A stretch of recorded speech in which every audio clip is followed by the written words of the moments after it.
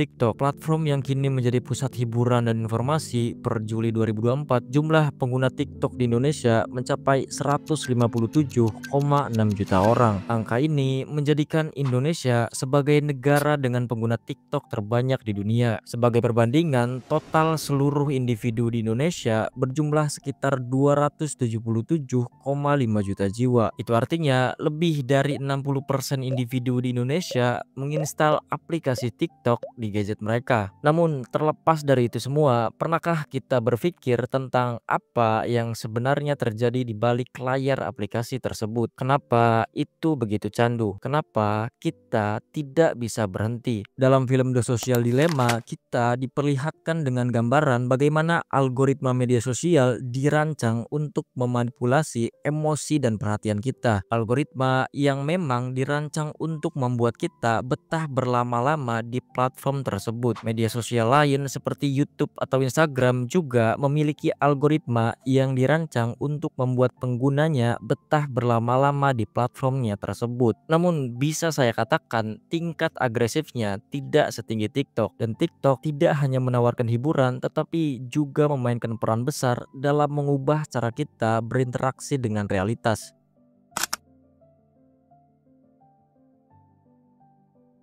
Beberapa waktu lalu, driver ojol menemukan dompet yang berisikan KTP dan rekening dari si pemilik dompet tersebut. Kemudian, sang ojol mengakses rekening tersebut dengan PIN dari tanggal lahir korban, kemudian mengambil uang yang ada di dalamnya. Dan tentu saja, berita ini cukup ramai di TikTok. Namun, yang menjadi highlight adalah respon dari pengguna TikTok itu sendiri. Banyak dari mereka yang justru membela tindakan dari sang ojol dengan mengatakan bahwa sang ojol tidaklah termasuk pencuri karena dia sejak awal hanya menemukan dompet tersebut. Atau contoh lainnya seperti tentang terpilihnya dua paskibraka untuk mengibarkan bendera di IKN. Bukannya fokus dengan topik tersebut, warga TikTok menghujani komenan dengan komentar yang tidak relevan dan bahkan cenderung mengarah pada seksualitas. Belum lagi jika kita berbicara tentang standar yang seringkali berawal dari TikTok, standar gaji, standar berpakaian, standar bersikap,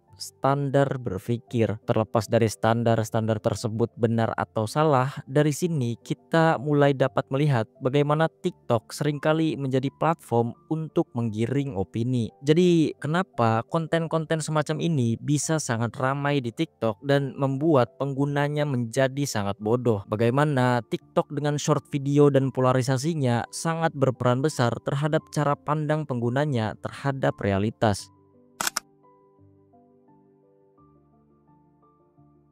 TikTok adalah sebuah perusahaan. Layaknya perusahaan, tujuan akhirnya adalah untuk mendatangkan keuntungan material. Jadi pertanyaannya, dari mana TikTok mendapatkan uang? TikTok mendapatkan uang salah satunya adalah dari iklan yang ditonton penggunanya. Semakin lama kamu menghabiskan waktu di TikTok, semakin banyak iklan yang kamu akan tonton, dan secara otomatis semakin tinggi profit yang akan didapatkan TikTok itu sendiri. Dan cara TikTok untuk membuatmu betah berlama-lama di platform mereka adalah dengan menyuguhkan konten-konten yang hanya kamu sukai saja. Lantas, dari mana TikTok mengetahui apa konten-konten yang kita sukai? Jawabannya adalah jejak yang kamu tinggalkan di platform tersebut. Konten yang kamu like, konten yang kamu berikan interaksi di dalamnya, bahkan berapa lama kamu menontonnya adalah data yang akan diolah di dalam algoritma untuk dia bisa menentukan apa konten yang kamu sukai. Sehingga TikTok akan terus menyuguhkan konten-konten yang kamu sukai tersebut secara masif dan terus-menerus. Kamu akan semakin yakin dengan opinimu tentang A, B, dan C karena video-video yang kamu tonton di TikTok pun mengatakan demikian. Kamu akan semakin yakin bahwa caramu menjalani hidup adalah yang terbaik karena video-video yang kamu tonton di TikTok pun mengatakan demikian. Hal ini disebut echo chamber effect. Echo chamber effect adalah fenomena di mana pengguna hanya melihat informasi yang sesuai dengan pandangan mereka sendiri, dikarenakan algoritma yang memang dirancang untuk hanya terus-menerus menyuguhkan apa yang usernya sukai dan setujui saja. Efek buruknya adalah seseorang akan hidup di dalam bubble. Dia tidak diberikan ruang untuk melihat sesuatu dari perspektif yang berbeda. Pandangannya akan menjadi kebenaran absolut untuknya, dan yang selain pandangannya akan dianggap kebodohan absolut untuknya.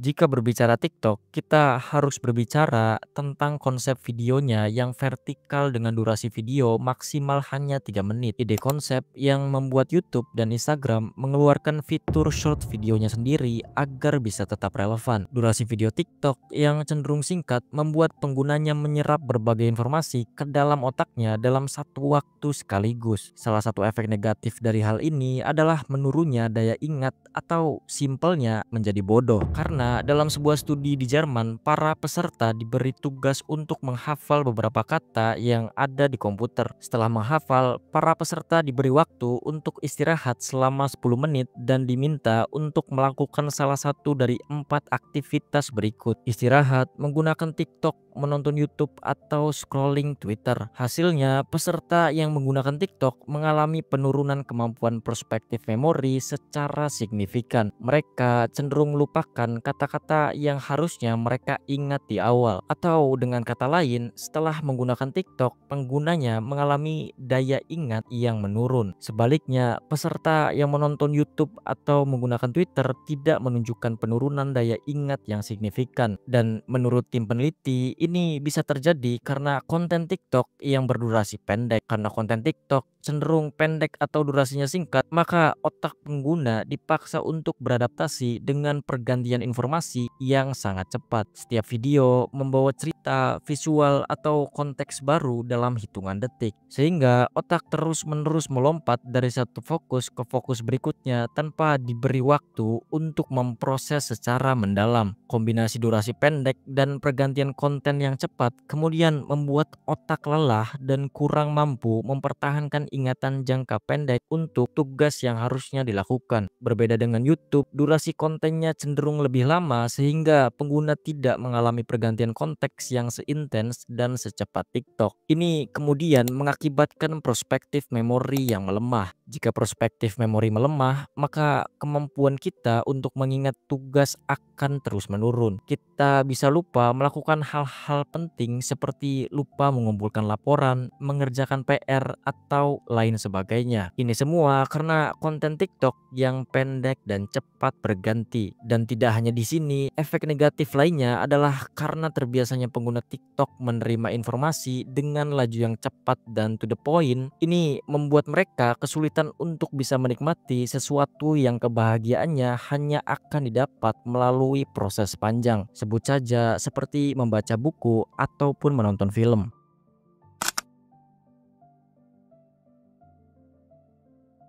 Algoritma dan formatnya sudah kita bahas. Lantas, bagaimana dengan isi kontennya itu sendiri? Kenapa isi dari konten TikTok cenderung tidak memiliki substansi sama sekali? Kenapa video dengan engagement yang tinggi di TikTok adalah konten yang bisa dibilang sampah? Tentu saja, jawabannya adalah karena minat akan konten-konten semacam ini sangatlah tinggi. Konten-konten seperti perselingkuhan artis lebih akan cenderung naik jika dibandingkan konten-konten edukasi adalah karena netizen Indonesia itu sendiri menyukai konten-konten semacam ini. Dengan kalian memberi like, komen, dan menonton dengan retensi yang tinggi pada konten semacam ini akan menjadi sinyal untuk algoritma bahwa konten tersebut menarik. Kemudian dari sini algoritma akan lebih menyebarkan konten tersebut ke lebih banyak user lainnya. Dan ini terjadi terlepas dari apa yang kalian komen di konten tersebut atau kenapa kalian menekan tombol like di konten tersebut. Dan selain itu, TikTok juga ikonik dengan konten-konten quotes-nya. Konten yang dalam teknis pembuatannya termasuk sangat mudah, tetapi potensi engagement-nya cukup tinggi. Karena konten-konten semacam ini biasanya cukup mewakilkan emosional kebanyakan orang, sehingga orang merasa bahwa konten ini relevan untuknya dan tak jarang dia akan share konten tersebut ke lebih banyak orang lainnya karena dia merasa bahwa semua orang harus mengetahui apa yang dirasakannya. Tak hanya konten quotes yang mewakilkan emosional, konten quotes juga biasanya mewakilkan opini tertentu. Efeknya, seseorang bisa secara tiba-tiba berubah haluan dalam cara pandangnya terhadap realitas, menetapkan standar yang bahkan tidak masuk akal hingga depresi jika tidak bisa mencapai standar tersebut.